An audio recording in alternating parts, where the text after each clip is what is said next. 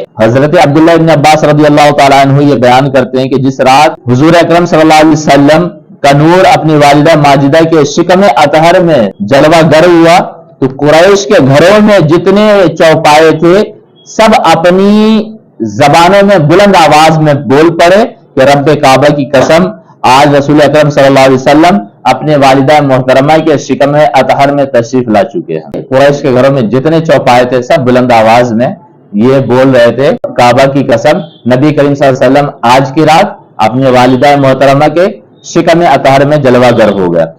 دوسری روایت ہے کہ جب آپ کا نور مبارک اپنی والدہ ماجدہ کے بطن میں منتقل ہوا تو قریش سخت قحط سالی میں مبتلا تھے۔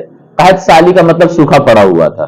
جب یہ نور والدہ محترمہ کے شکم اطہر میں پہنچا تو قریش کی حالت یہ تھی کہ وہاں سوکھا پڑا ہوا تھا۔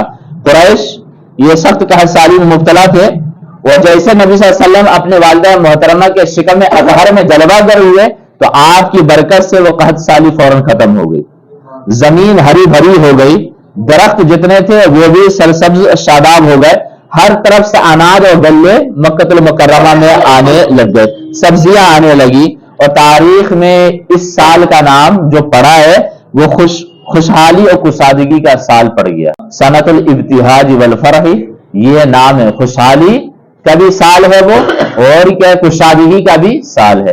ایسا ہوتا نہیں ہے، ابھی تو کیا ہے بہت ساری فیسلٹیز ہے، سہولتیں ہیں ہمارے پاس کہ چلو ہمارے علاقے میں پیداوار نہ ہو تو دوسرے علاقے سے ہم لے آئیں گے، اور گورنمنٹ اس چیز کا خیال بھی رکھتی ہے کہ اس چیز کی کمی ہے یہاں پہ، اگر انڈیا میں پیاز کی کمی پڑ جاتی ہے تو آؤٹ آف انڈیا سے امپورٹ کر لیتے ہیں، لیکن پرانے زمانے میں ایسا تو نہیں تھا۔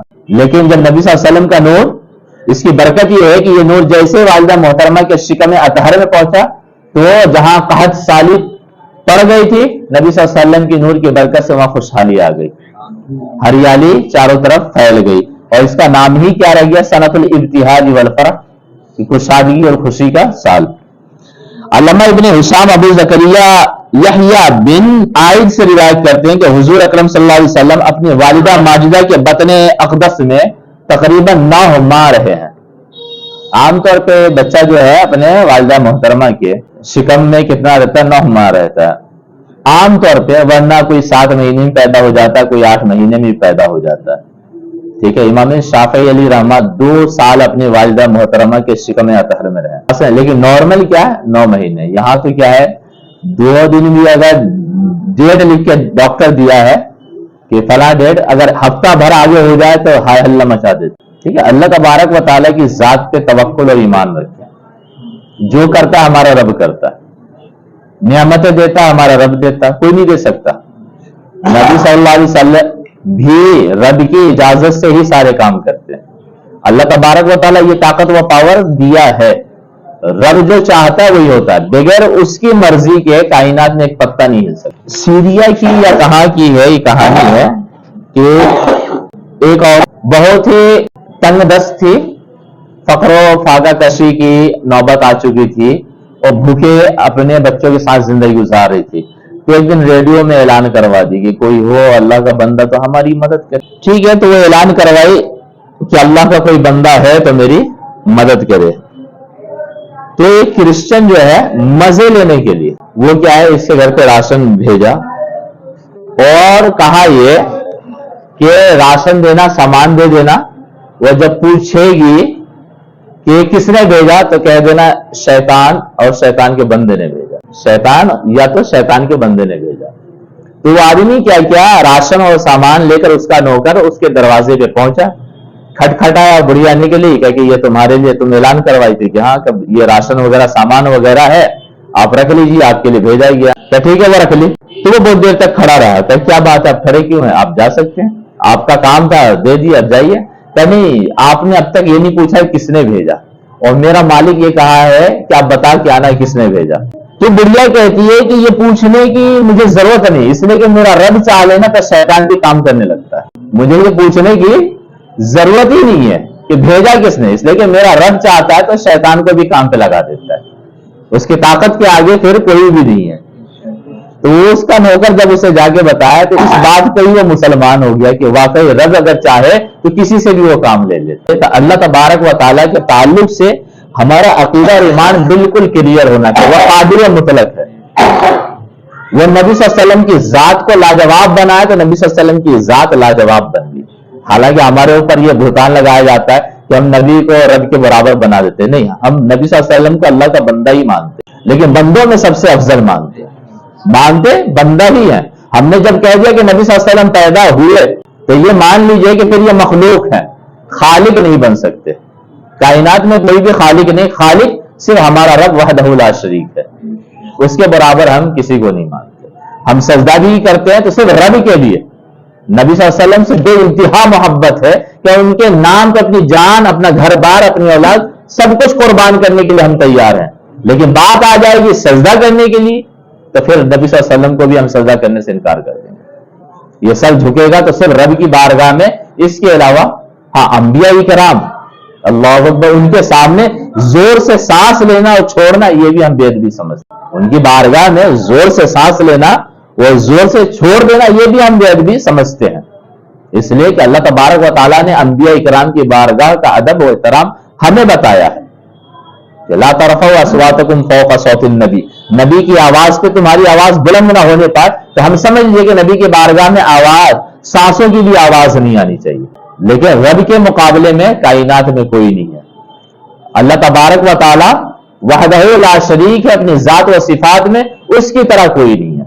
تو اسے مانے کہ ہاں اس کے تعلق سے ہمارا عقیدہ ہونا چاہیے میرا رب جو چاہتا ہے وہی ہوتا ہے, وہ نعمتیں دیتا ہے وہی لیتا ہے, وہی کھلاتا ہے وہی پلاتا ہے, وہی زندگی دیا وہی موت دیتا ہے, وہی بیماری دیتا ہے وہی شفا یابی بھی دیتا ہے. صحت و تندرستی, کمزوری و طاقت و قوت دینے والا اللہ تبارک و تعالیٰ ہے. اس کے علاوہ کوئی چاہ کے بھی ہمیں نہیں دے سکتا.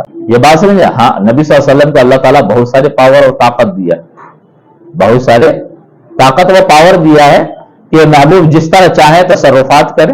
یہ اللہ تبارک و تعالیٰ کے عطا کرنے کی وجہ سے ہے. نبی صلی اللہ علیہ وسلم کو جو بھی کمال یا خوبیاں ملی ہے اللہ تبارک و تعالیٰ عطا فرمایا ہے. اللہ کے عطا کرنے سے ہی تمام کمالات و خوبیاں ہم نبی صلی اللہ علیہ وسلم کے لیے مانتے ہیں.